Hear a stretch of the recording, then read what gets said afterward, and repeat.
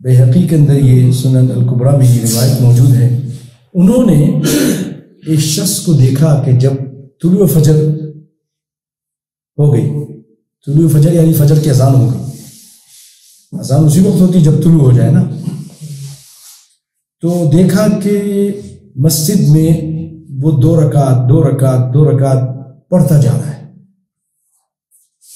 زیادہ زیادہ اس کو صرف 2 رکعت پڑھنی. اگر مسجد میں گھر میں پڑھ کے آیا ہے سنت، اذان سن لی، گھر میں سنتے پڑھی ہیں، تو آ کر پھر اب 2 رکعت تحیۃ المسجد پڑھے گا اور بیٹھ جائے گا. اور اگر مسجد میں ہی ہے اور اذان ہو گئی ہے یا گھر میں نہیں پڑھا، یہاں آئے گا تو صرف 2 رکعت پڑھے گا. اسی میں نیت کر لے تحیۃ المسجد کی، تحیۃ وضو کی بھی اور سنت فجر کی.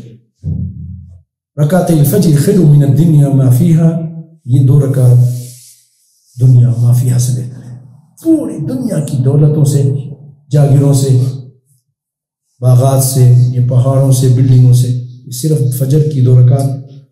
ماشاءاللہ بہت سارے لوگ تو بڑے شوق سے پڑھتے ہیں. مجھے امید ہے آپ بہت سارے لوگ، اللہ معاف کرے ان کو، اللہ ہم سب کو ہدایت دے، نوجوانوں کو خاص طور پہ، کہ وہ اس سے غفلت برتتے ہیں، سوتے رہتے ہیں.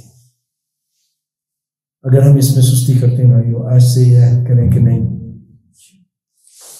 ہم رات کو تھوڑا جلدی سو جائیں گے تاکہ فجر کی سنتیں پڑھیں. آپ سوچیں کہ فجر کی یہ سنتیں جب اتنی قیمتی ہیں تو فجر کی نماز کتنی قیمتی ہے. جو اب دن بھر ڈیوٹی دیں گے عصر تک، وہ بھی صبح آئیں گے، اور جو رات بھر ڈیوٹی دیے تھے جنہوں نے، وہ بھی وہاں جمع ہوں گے. فرشتوں کے اجتماع ہو جاتا ہے مسجد میں، بہت سارے فرشتے آ جاتے ہیں، اور یہ نورانی محفل ہے. پھر تو کتنے مبارکباد یہ لوگ ہیں اور کتنے برکتوں والے لوگ ہیں، رحمتوں والے. جس گھر میں یہ آ جائیں وہاں رحمتیں ہوتی ہیں، جس گھر میں چلے جائیں وہاں شیطان کا ڈیرا ہوتا ہے. ہم اپنے حرکتوں سے ان کو بھگا دیتے ہیں، گانا بجا کر، شرک کر کے، بدعت کر کے، غلط کام کر کے، تو بھاگ جاتے ہیں.